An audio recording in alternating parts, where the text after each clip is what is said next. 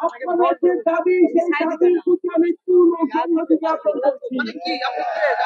একই সঙ্গে আপনাদের প্রতিষ্ঠার মাধ্যমে আমরা ছাত্ররা বড় হয়েছি, বিশ্ববিদ্যালয় পর্যন্ত এসেছি। আপনাদের গায়ের উপরে লাঠি চালানো হয়েছে, জল কামান মারা হয়েছে, আমরা সেটা দেখেছি।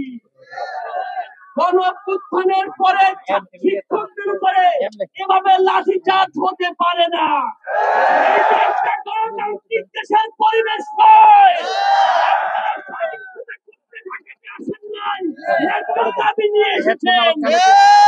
আমি এই মুহূর্তে দাবি জানাই, যে সকল পুলিশ অফিসাররা শিক্ষকদের গায়ে লাঠি চালানোর মতো পৃষ্ঠতার পরিচয় দিয়েছে, আজ সন্ধ্যার মধ্যে তাদের বিরুদ্ধে ব্যবস্থা গ্রহণ করতে হবে। আমার শিক্ষকদের গায়ে লাঠি চলবে, আর আমরা বসে বসে দেখবো, সেটা কখনোই হবে না। সম্মানিত শিক্ষকবৃন্দ, আপনাদেরকে আশ্বস্ত করে বাংলাদেশ গণতান্ত্রিক ছাত্র সংসদ, জাতীয় নাগরিক পার্টি আপনাদের সুখে দুঃখে সবসময় আপনাদের পাশে আছে। আমরা যে কথা সামন্ত বলে গেছেন, আমরা বারবার এই সরকারের কাছে আবেদন জানিয়েছি যে শিক্ষা সংস্কার কমিশন গঠন করবার জন্য।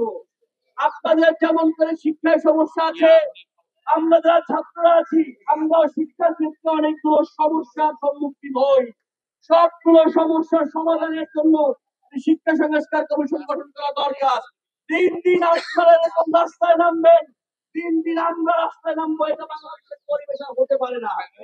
সুতরাং আজকে আরো একবার বলে যাচ্ছি, এতগুলো কমিশন হয়েছে, কিন্তু এই ছাত্রদের রক্তের উপরে পা দিয়ে ইন্টারিম গভর্নমেন্ট ক্ষমতায় বসেছে।